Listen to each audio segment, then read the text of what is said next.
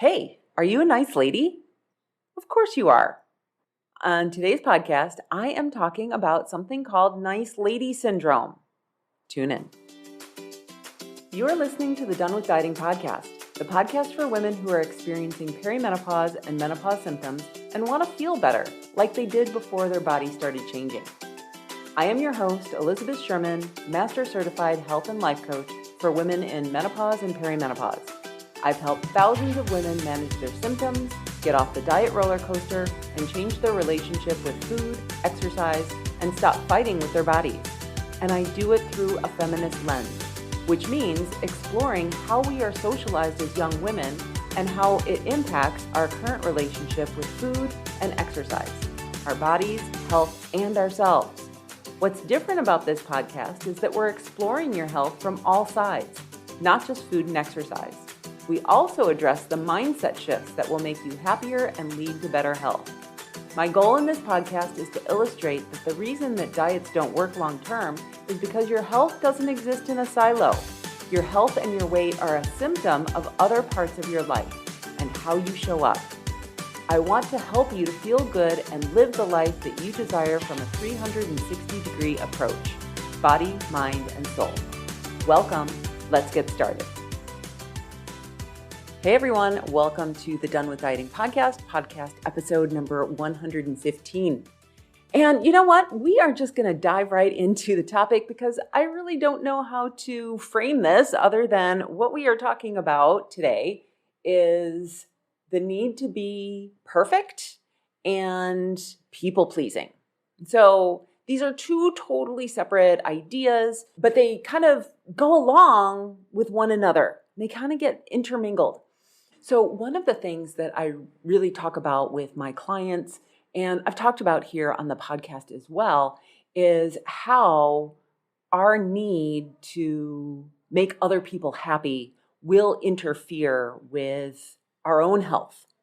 And I'm going to get a little bit more into why that occurs today on this podcast, because I think that when we can really connect the dots between how we've been socialized as women to make sure that everyone else is okay at the expense of our own needs, then what can happen is we can start to see that dieting, buying programs that only tell you what to do are really just a waste of time and energy. Because quite frankly, we all know what we should be doing. We all know we should be eating vegetables. We all know we should be drinking water. We all know that we should be moving on a regular basis, getting enough sleep, managing our stress. But that stress piece, how we see ourselves in relation to other people in our lives, not wanting to let them down, that's really where a lot of our stress occurs, and how a lot of us not taking care of ourselves happens. So let me give you a little bit of backstory here. The question is, how did I get to what we're going to be talking about today? And just like all of you, I am a 53-year-old woman, white woman.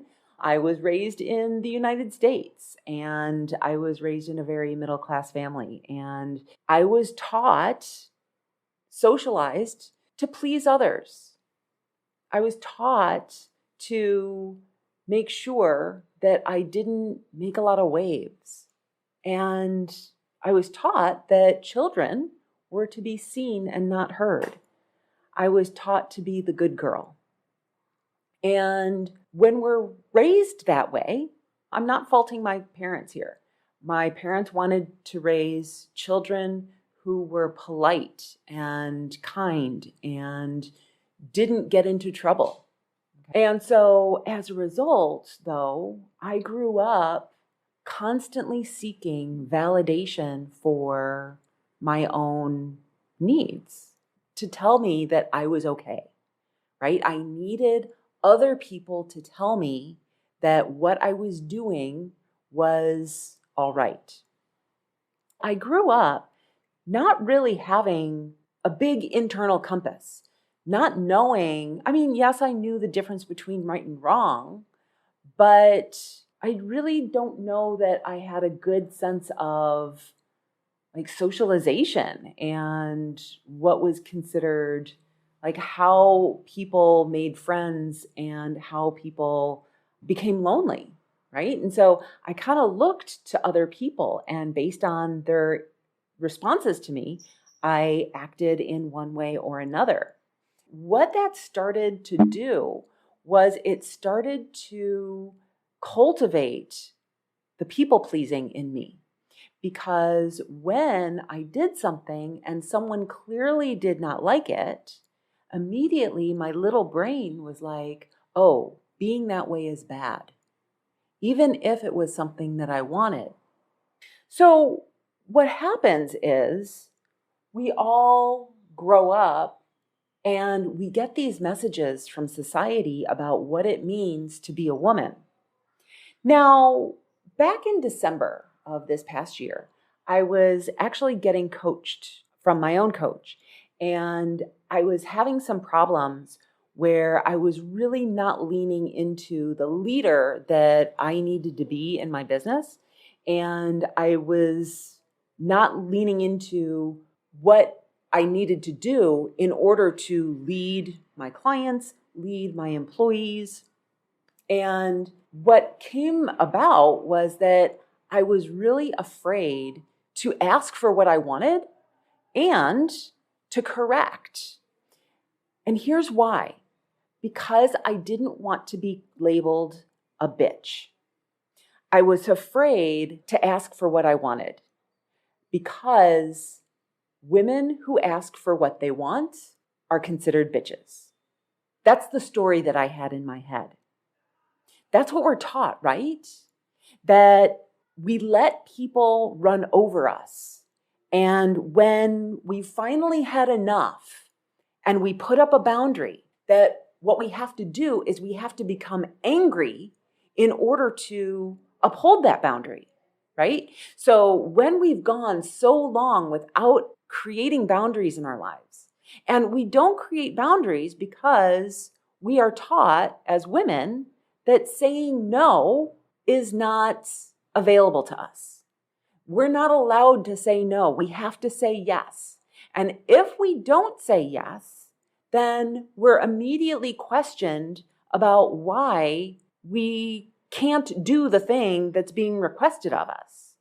We're taught that everyone has access to us and our time. And so what happens then is we have no time to do anything. And we're running around trying to make everyone else happy when we are not happy because we aren't getting our basic needs met. Now, in my coaching, what I came to was that I can actually ask for what I want and need, and I can be kind at the same time.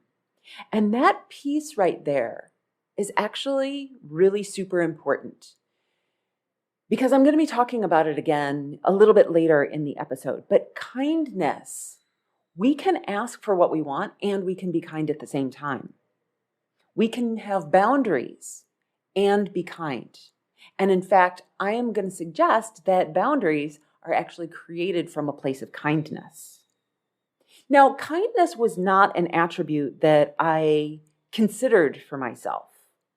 And when I looked at my life, one of the attributes that I really, really wanted people to describe me as was being kind. Like when I thought about the version of myself who exists in the future, I want to be known as kind. And so for 2023, my word is kindness. Now, shortly after the new year, someone suggested that I read a book. And this book is amazing. It's called White Women: Everything You Already Know About Your Own Racism and How to Do Better. I will link to it in the show notes. Now, a caveat: if you are not comfortable with your own racism, do not read this book.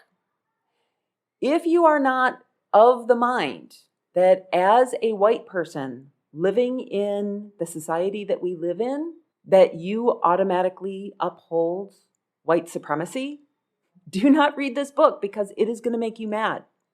And even if you do subscribe to the idea that as a white person, there's no way that you cannot be racist, it's still going to piss you off. But it is such a good book. And the very first chapter in this book is called Your Niceness is Killing Us. And it really made me realize that as white women, we are socialized to be nice. And they talk about it in this book as well. So I highly recommend the book, but be aware that it may trigger you. But if you can handle it, if you can read it with an open mind, I think that you can get a lot out of it and become an ally for the women of color. So if you can read it with an open mind, I think that you can increase your allyship for women of color. Now, when I was reading this book, what I realized is that so many of us, and I don't know if this is specific to white women or all women, but we all have this innate need to be good. We want to be the good wife, the good sister, the good friend, the good employee, the good boss, the good daughter. And we do this because we've been taught that way. When we want to fulfill all of these roles, ultimately what happens is we become the best supporting actress in the movie of our own lives. We put everyone else's needs in front of our own because we want to avoid being judged for not being a good enough wife, for not being a good enough sister, for not being a good enough friend, for not being a good enough daughter, for not being a good enough boss. We're doing all of this good stuff so that we can avoid judgment from other people. We are nice, but we are not kind. When I looked up the word nice in the dictionary, you want to know what it said? The dictionary describes nice as being agreeable, quiet, contented, eager to please, pleasant, agreeable, and satisfactory. I do not want to be satisfactory. I want to be exceptional. When we are being nice, we do not have each other's backs. This is something that I've felt for a really long time, and I don't know if this is a generational thing. Being 50, I feel like this is something that I grew up with. Women that I talk to who are just a little bit younger don't seem to have the same experience that I do. But I don't feel like we as women have each other's backs. So, for example, we gossip. When one friend isn't around, she becomes the topic of conversation and what's wrong with her or the way she parents or her marriage or the way that she's doing something. We constantly throw our friends under the bus, and we do it to deflect judgment. We deflect our goodness with, well, she made me do it, right? I recently had an experience where I was not in charge of something. I was not in charge of a gathering, and a close friend of mine was not invited to the gathering.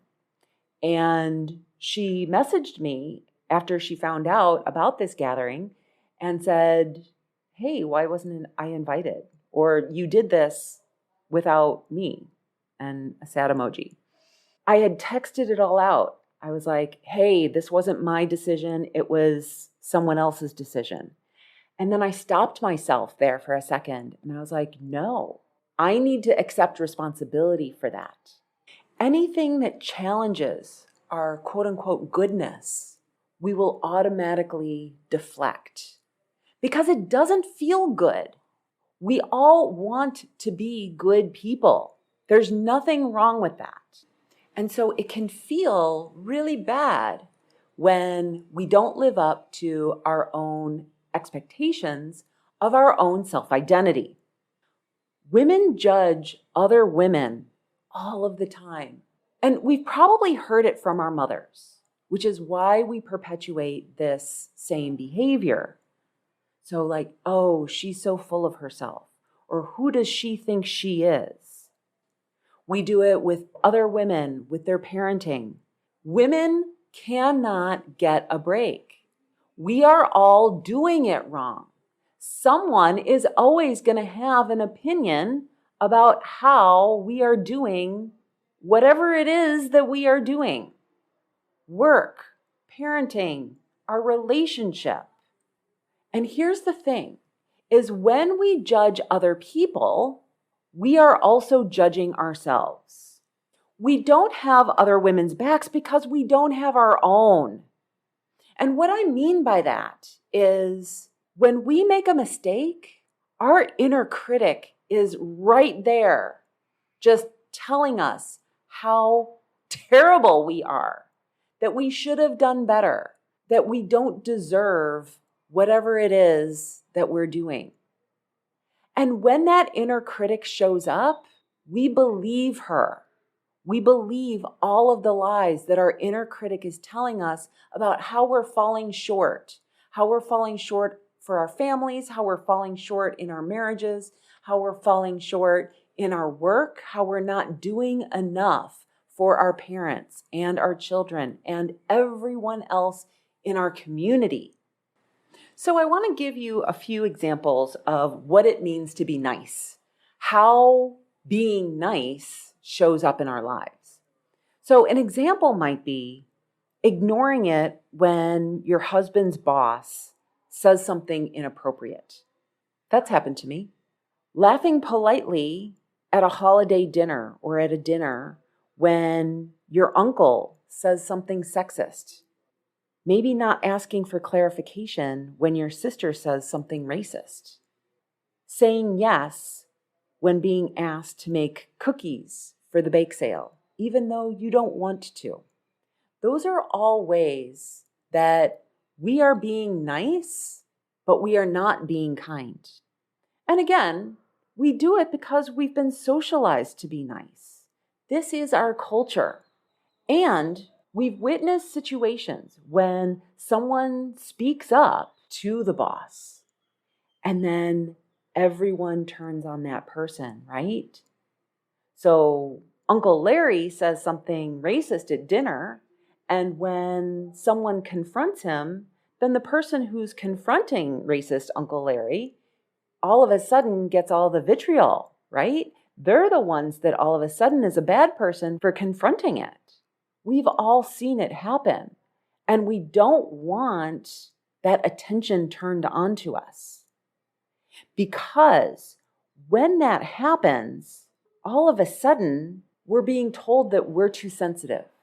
Or, no, it really didn't turn out that way. We're being gaslighted. And we're being told that we misunderstood. And what that does is it creates self-doubt in us. Like all of a sudden we're like, oh, wait a minute, did I misunderstand that? Maybe I did. But no, when we can really trust ourselves, when we can really tune into what we believe and stand up for ourselves, that's when we can have our own backs and actually be kind to ourselves and truly be kind to the other people who are in the room. Niceness is harmful because, again, it's not being kind to ourselves or others. It's not genuine. And we're lying when we do it. When we're doing the nice thing over the kind thing, we're not being nice to ourselves. We're not being genuine. Ultimately, what we're doing is we're people pleasing, right? And people pleasing is manipulation. What I mean by that is when we are doing something to people please, we are doing it so that that person thinks something of us. We think that by acting in a certain way, we are going to change or alter someone's opinion of us in a positive way. But what ultimately happens is when we people please, we lose pieces of ourselves. We people please with our health all the time. I see it with my clients. I saw it with myself when I was in this journey. So, an example is eating when we don't want to because other people want to eat or eat at a specific place. One of my clients, she makes dinner or she's about to make dinner, and then her partner comes home and is like, "Oh, I thought we'd eat pizza today." And then she abandons her plans because, of course, that feels better. Who doesn't want pizza? But then she feels terrible about herself. We do it when we have plans to exercise, but then we get a text from our boss that says, "Hey, I need you for this." And so then we do that thing and then we run out of time to go exercise. Or our kid calls us and says, "Hey, I need you to bring my band uniform to school because I forgot it this morning." So then we don't want our kid to get in trouble, so we rescue, right? Like these are just some examples of how we people please and how we are being nice to others. We are prioritizing others' emotional experience over our own. I decided that in 2023, kindness to myself was going to be top priority. Now, that does not mean selfish. It means that I'm considering what the commitment or what I want first, and then others second. Being kind to myself does not mean that I'm not being kind to others. I want to make that really super clear here. That when we're talking about kindness, we're really talking about how can I be my best friend? And so this year, I actually, for the first time, was able to put together a list of values that I have for myself and I have for my business, and I want to share them with you. So the very first one, of course, since we're talking about this, is kindness. My second value is personal development and growth. So always learning and really striving to be a better person. And what's encompassed in that is also having compassion for myself when maybe I'm not being that good person that I really want to be. Because we cannot always be good, right? There are going to be multiple people who are going to ask things of us, and we're going to have to prioritize which one is more important. And someone's going to have an opinion when they don't come out on top. And so being the good employee versus being the good partner or being the good mother or daughter, those may be in conflict with one another. And when they are, how do we reconcile that with ourselves? We have to reconcile it with kindness. My third value is relationship and community.